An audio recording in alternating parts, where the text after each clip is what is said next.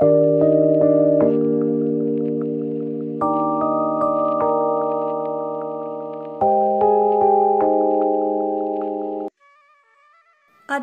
कौतुक, कुतूहल एवं बाजीगरी नहीं है और न ही यह चमत्कार है।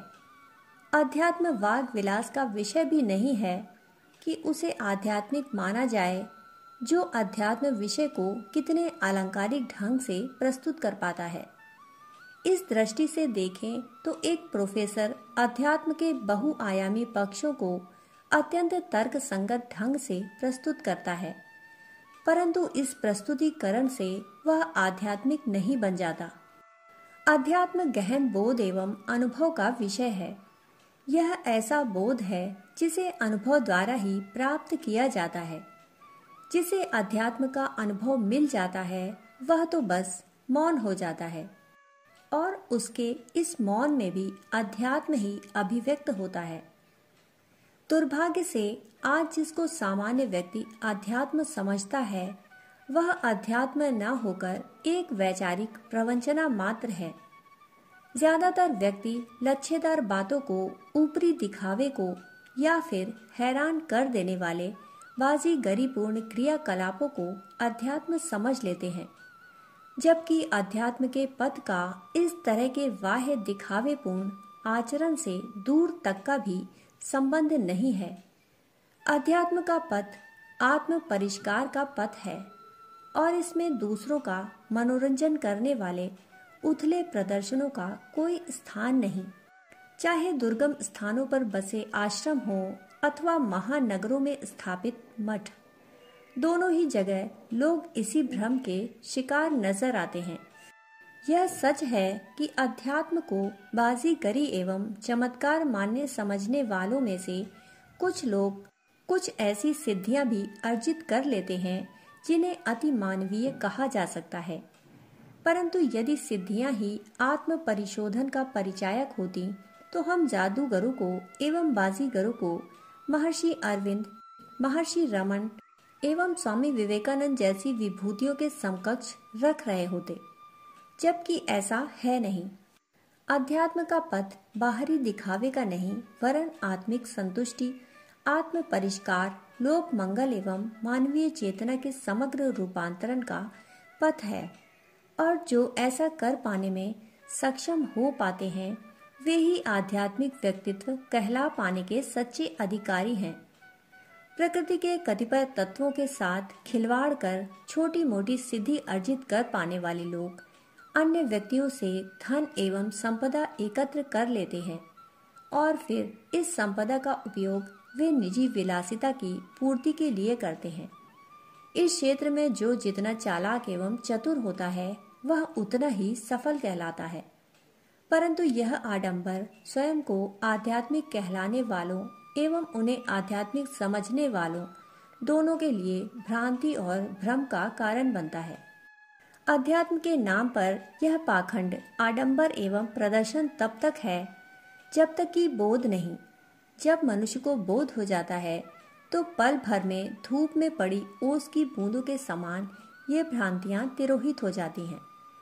अध्यात्म ना तो बाजीगरी है और ना ही कोई चमत्कार। यह तो वह गहरी समझ है जिसे पा लेने के बाद व्यक्ति को यथार्थ बोध हो जाता है और जिसे यह बोध होता है वह उसी क्षण उस आडंबर को उतार कर फेंक देता है। अध्यात्म के पथ के पथिक बनने से पूर्व स्वामी राम तीर्थ लाहौर विश्वविद्यालय के कुशाग्र विद्यार्थी थे।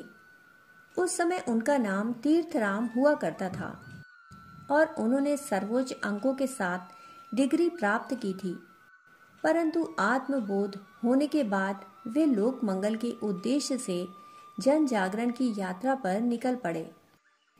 इसी क्रम में जब वे अमेरिका पहुंचे तो उनके व्यक्तित्व से प्रभावित होकर वहां के विश्वविद्यालय ने उन्हें मानद उपाधि देने का प्रस्ताव रखा।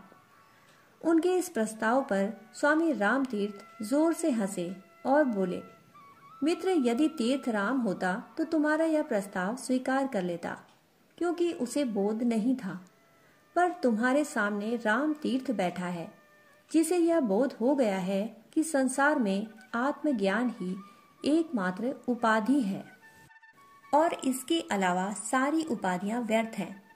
अब इन आडंबरों का मेरे लिए कोई मूल्य नहीं। आत्मबोध हो जाने के बाद संसार के सारे आकर्षण तुच्छ प्रतीत होते हैं, परंतु यह बोध होना सामान्य घटना नहीं है। स्वयं के बारे में जान पाना सरल नहीं है। इसके लिए युगों बीत जाते हैं, तपश्चर्या के साथ जन्म जन्मांतर निकल जाते हैं, परंतु अपने यथार्थ स्वरूप का बोध नहीं हो पाता। पर जो सत्य का साक्षात्कार करना चाहता है, दीर्घावधि तक उसके लिए सतत एवं ईमानदार प्रयास करने में जुटा रहता है, वही अध्यात्म जगत में प्रवेश कर पाता है। किसी ने सही ही कहा है कि वास्तविक अध्यात्म की बुनियाद सत्य है और उसकी आत्मा साहस है।